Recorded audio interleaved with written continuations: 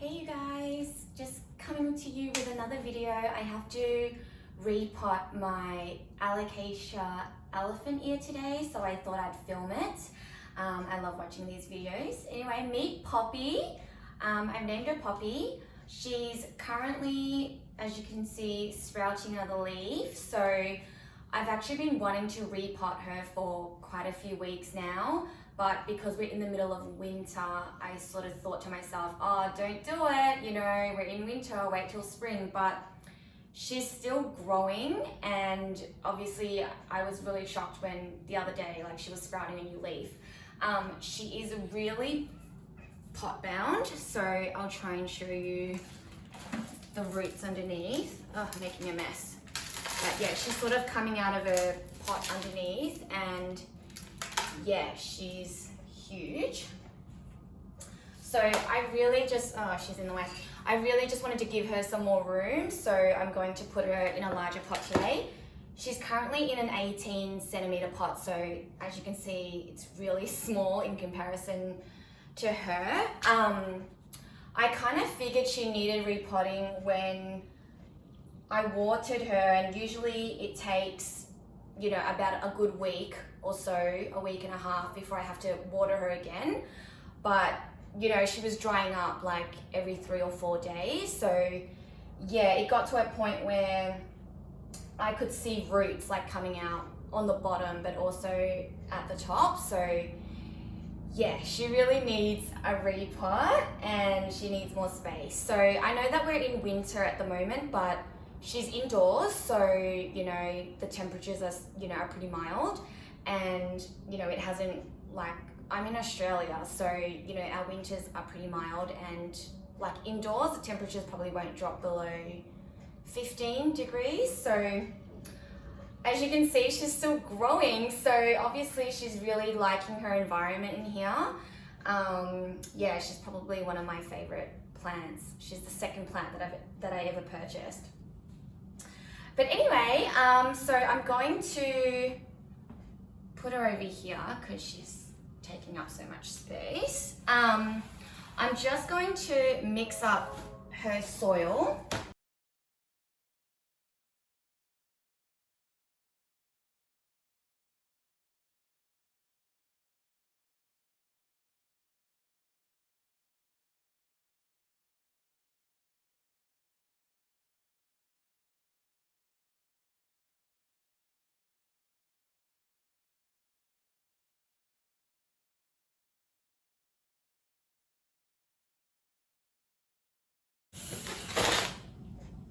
Do this.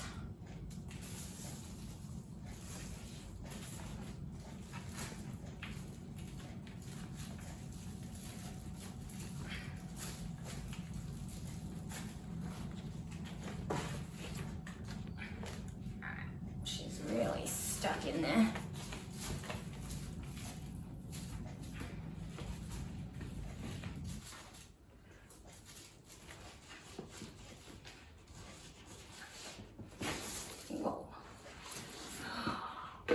Oh my, wow, look at how healthy she is. These are the widest roots I've seen.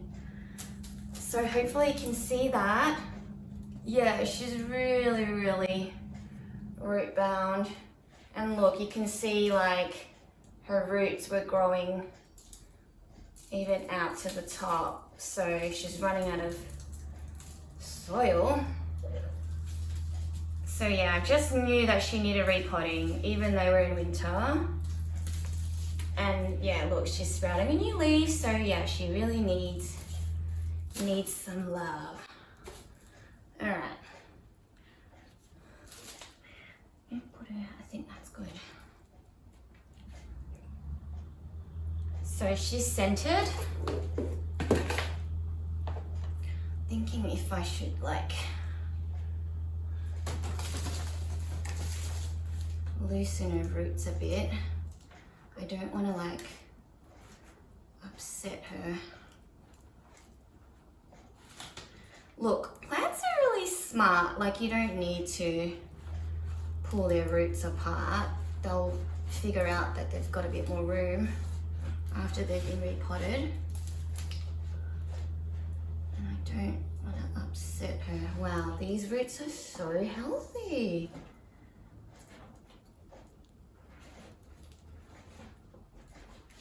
Yeah, but they'll figure out that they've got a bit more room after they've been repotted.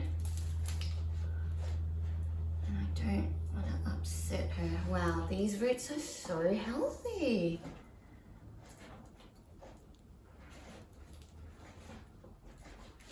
Yeah, look.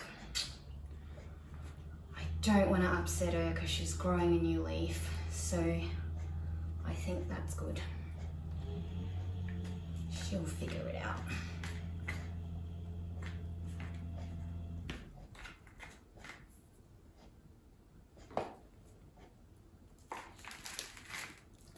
All right, filling her up.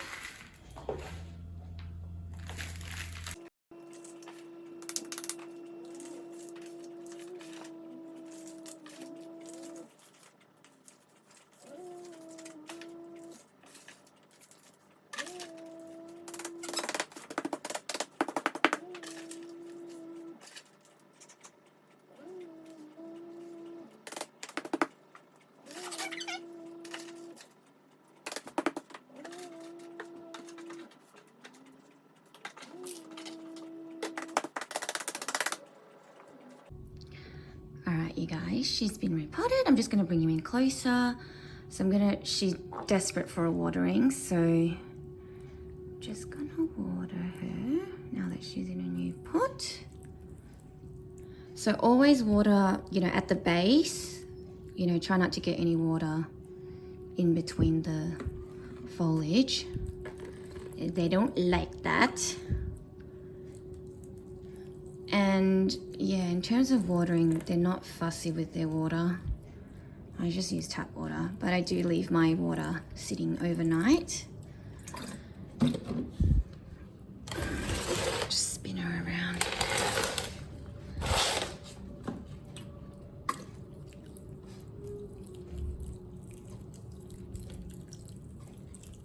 Just giving her a really good drink.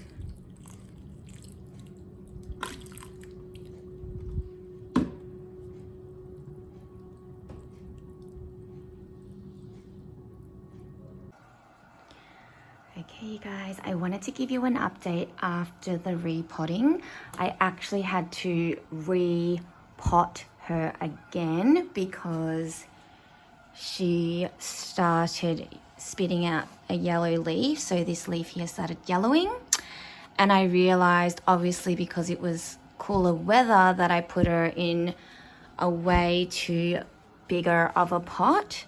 So I scaled the pot down a size, and then I also sort of changed the mix so that it was a bit more, it had a lot more bark, just so that it would be a bit more airy for her and that she would dry out a little bit quicker because it is cooler temperatures at the moment.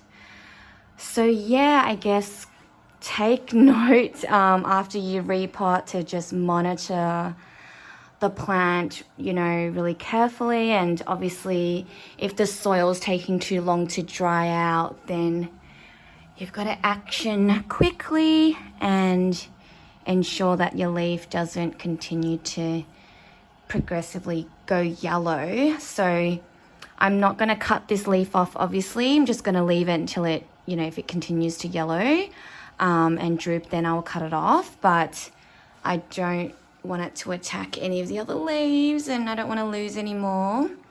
But as you can see, this leaf is slowly unfurling. I can already tell that it's not going to be as large as the leaf that it popped out previously, obviously because we are in winter, but still really excited to get a new leaf. And yeah, hopefully she's a lot happier in this mix as well as the smaller pot. So yeah, only went slightly bigger. I think it's roughly about a 20 centimeter. She was in an 18 before, maybe 22. Yeah, about a 22 centimeter now. But yeah, I'm gonna just monitor her because she's my pride and joy, and I just don't want her to die.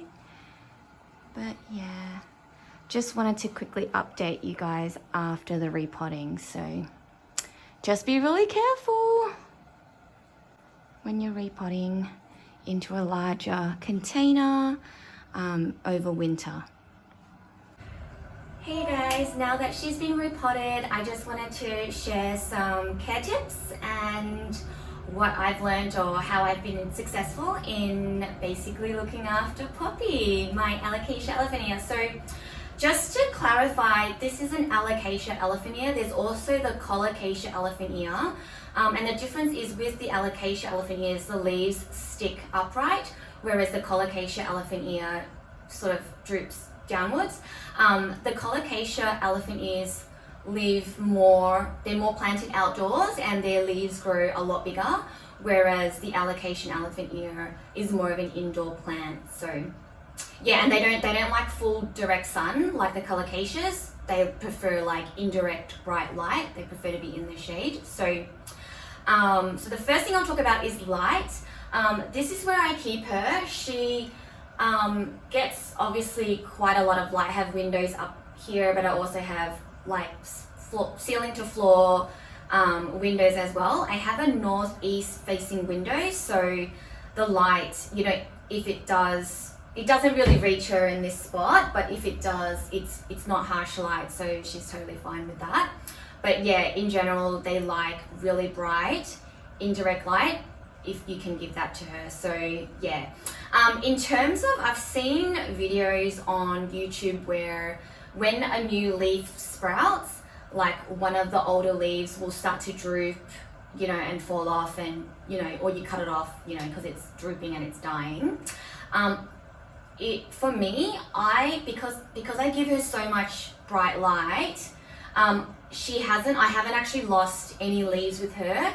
This is the new leaf that sprouted for me after I brought her home. After about 2 weeks, she sprouted this new leaf, and I didn't lose any leaves. So I think that's due to the fact that I give her so much bright indirect light, and she's now sprouting another leaf. We're in the middle of winter, but she's actually sprouting a new leaf. So I'm pretty sure she's not going to lose a leaf, but we'll see. If she does, it will probably be this small one back here. So I'm not too worried, but yeah, I haven't lost any leaves from new sprouting, so which is really good.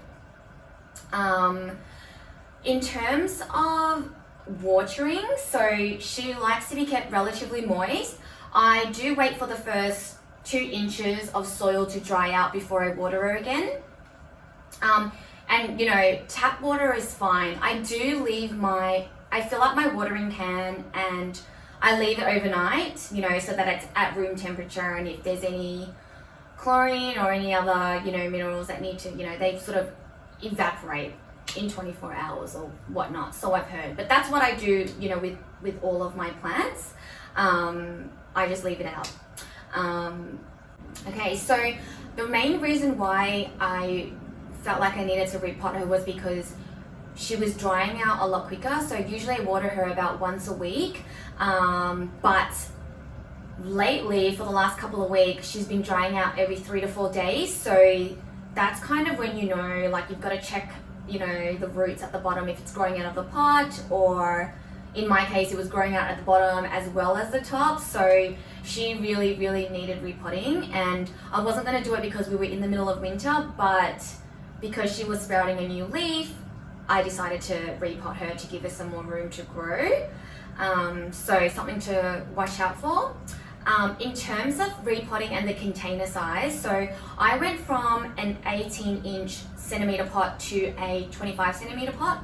Now with elephant ears, you can go significantly bigger. Like you can double the container size. It's not like other plants where you should only go like 2 inches larger than what they're in currently.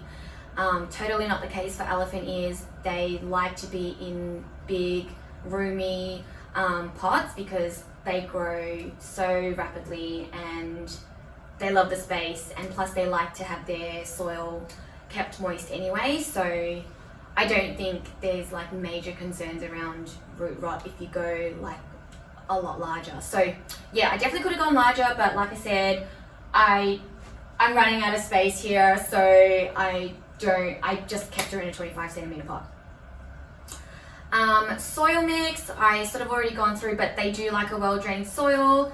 In terms of fertilizer, when spring, summer comes, I probably will start to fertilize. You know, they're big feeders, so I will fertilize it. They're like a high nitrogen fertilizer.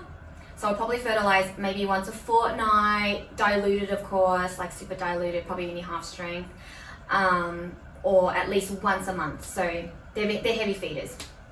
In terms of temperatures, they will probably go dormant if your temperatures drop below 10 degrees Celsius, so 50 degrees Fahrenheit. I'm in Australia, Melbourne, so our winters are really, really mild. Like, it won't drop below 15, I think, especially indoors. Like, the temperatures are not going to drop below 15. So that is why she's still growing, and she's probably not going to go dormant for me, which is great. In terms of humidity, my place is quite humid. Surprisingly, I think the lowest it would go is about 40%. So it's really hard for me to like tell you how she would react if she was below that. The sense that I get though is that she's probably not that picky with humidity. Like I have Calatheas and an Alocasia green velvet, and they are way more picky. So I think she would survive just fine if you didn't have like high humidity. But get a humidifier or use a humidity, pebble tray if you need to increase humidity. In terms of her leaves, misting, I don't mist her. I might mist her when summer comes because it's going to get really, really hot here. And so the water would evaporate, really, really quickly. But in winter, I wouldn't mist her at all because she's got like really large leaves and she's got these crevices. I think it would just attract bugs, and I really want to avoid that. What I do though, however, is I do clean her leaves like once a fortnight.